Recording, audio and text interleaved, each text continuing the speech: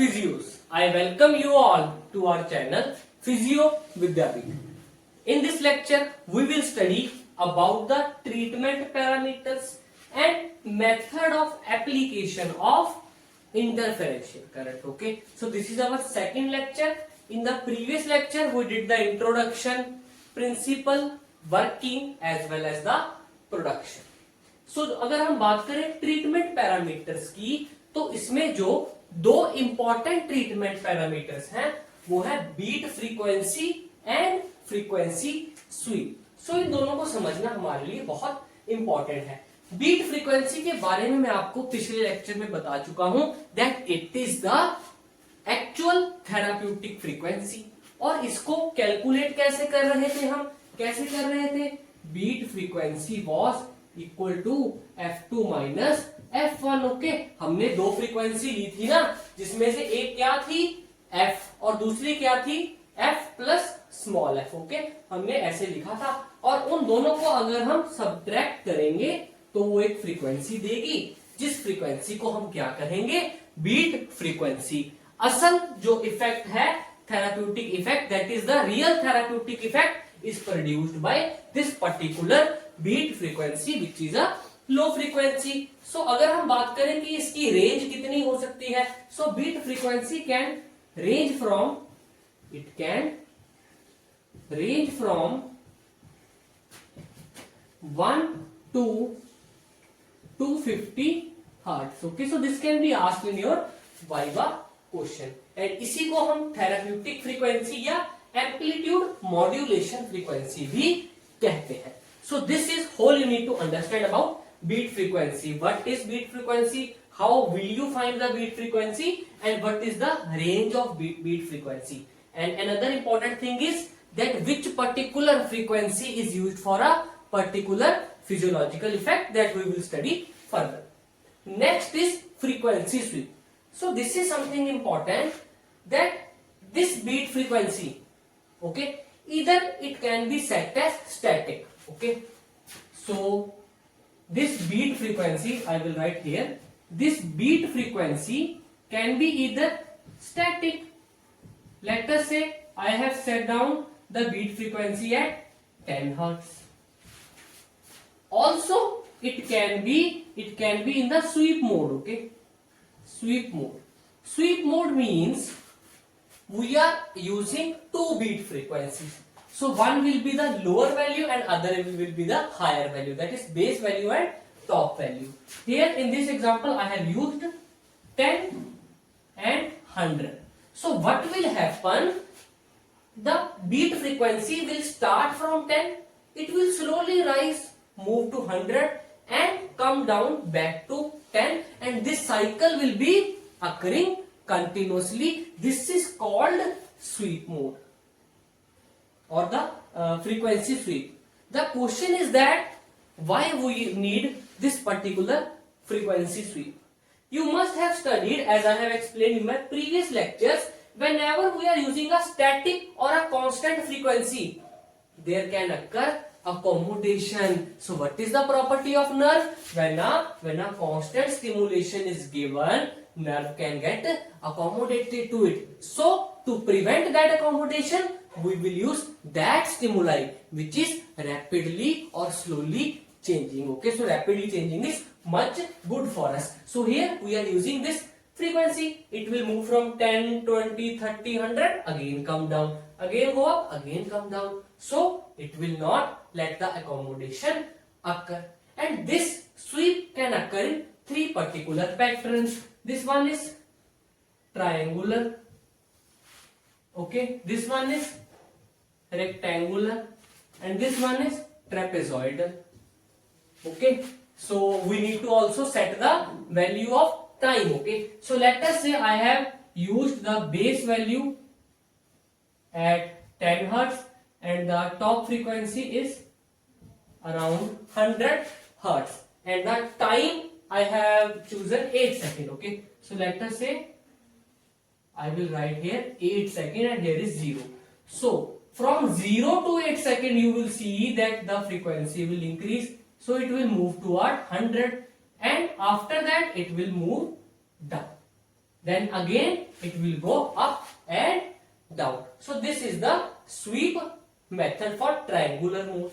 Next is the rectangular mode. Here also 0, 10, okay, 8 second, okay, sorry, 0 and 8 second, okay. So we need to set the interval for which we are using the frequency, okay. I have set 8 second, you can use 6 second, 5 second, okay. So this is the method of application. And last is trapezoidal.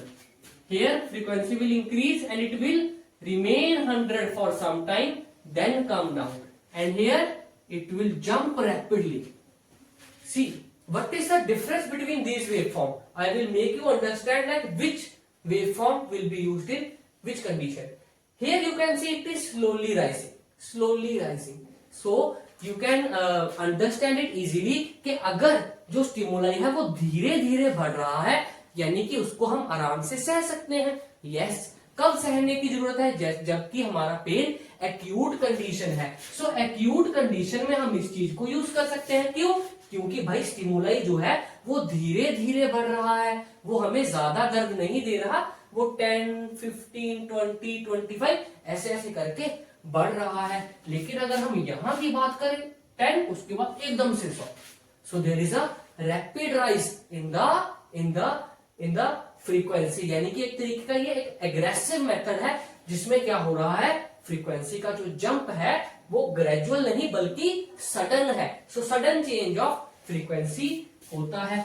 सो इसको हम chronic condition में mostly use करते हैं. और अगर हम बात करें ट्रेपेजॉइडल की, यहां पर भी अगर हम देखें कि पहले धीरे धीरे चल रहा है, फिर कुछ टाइम के लिए स्टेबल है, तो इसको भी हम एक्यूट कंडीशन में यूज कर सकते हैं. So this is the whole you need to understand. Another important thing regarding this is that one benefit is that it will prevent accommodation, and another important benefit is that when I am using this particular pair, okay, this particular pair, motor nerves are stimulated at 50 hertz and sensory are at 90 and 100 hertz. So here both are stimulated, so multiple effects are seen which are beneficial for us. Okay, so this is the frequency sweep or frequency swinging. Next is the method of application. There are two types. First is pre-modulated or the bipolar method. ये बिल्कुल simple है.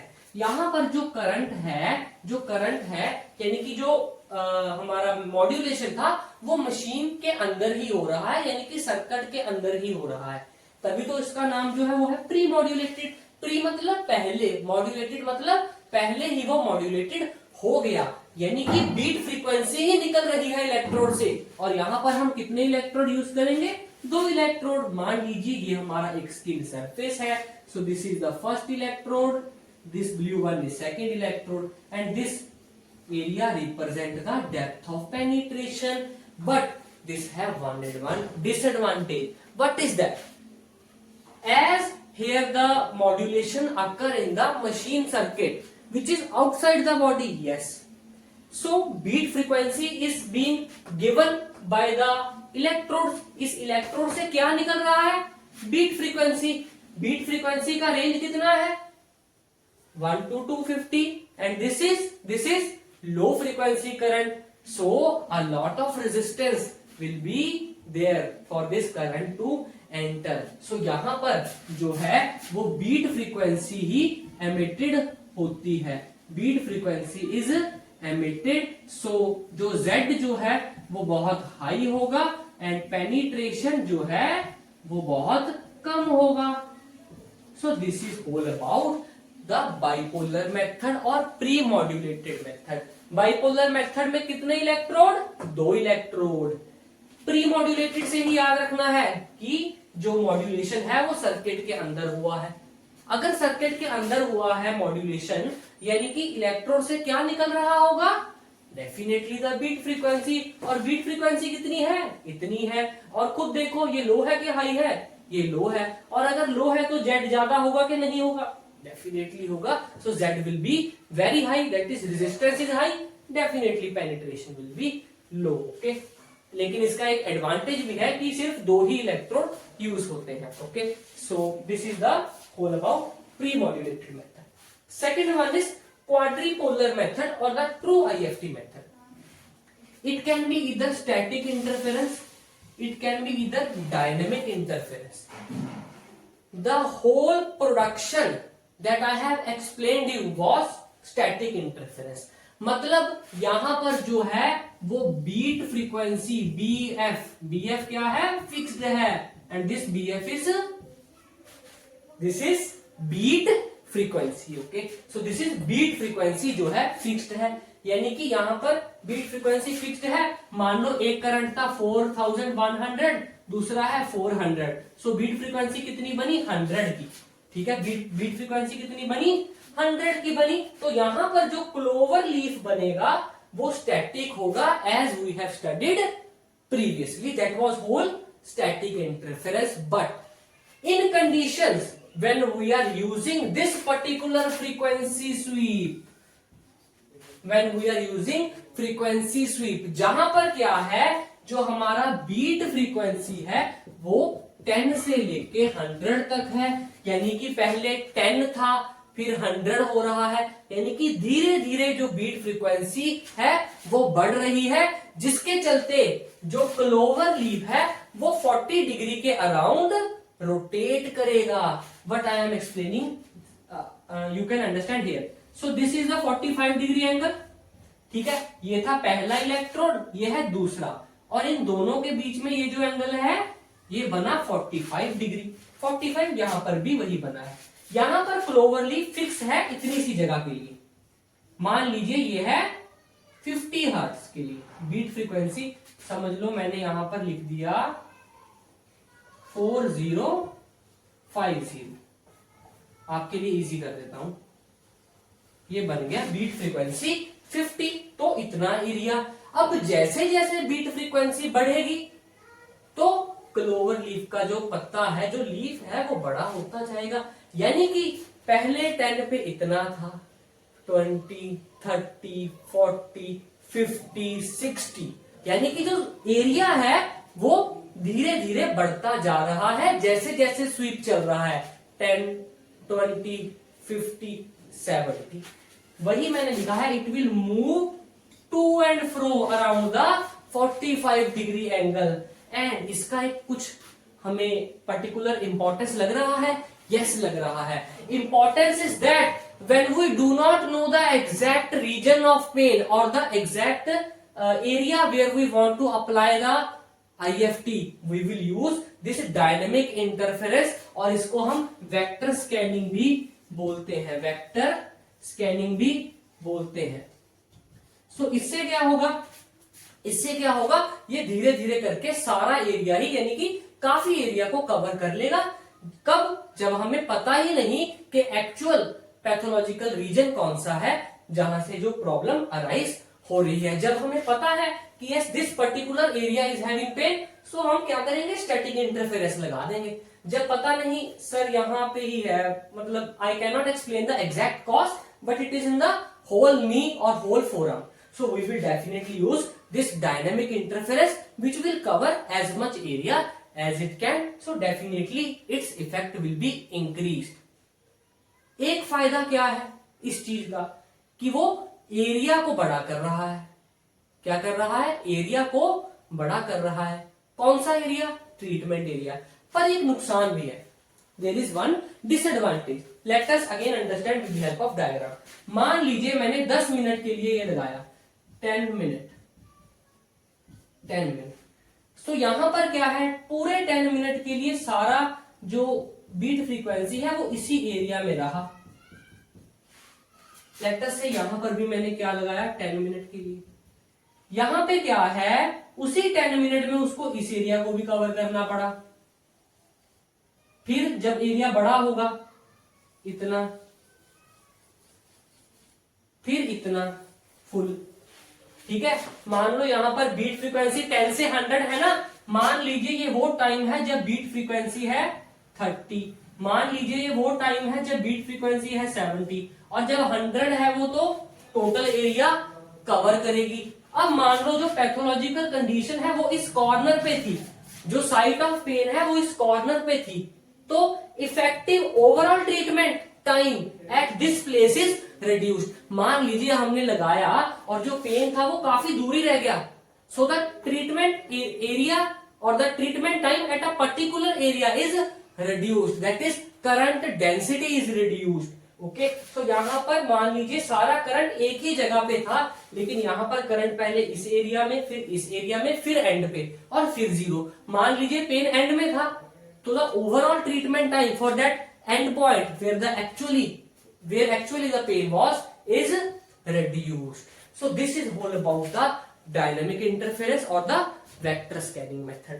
So there are three more diagrams, okay, which will give you a better understanding. Okay, so in the first diagram you can see there are two electrodes, that is the bipolar method or the pre-modulated method.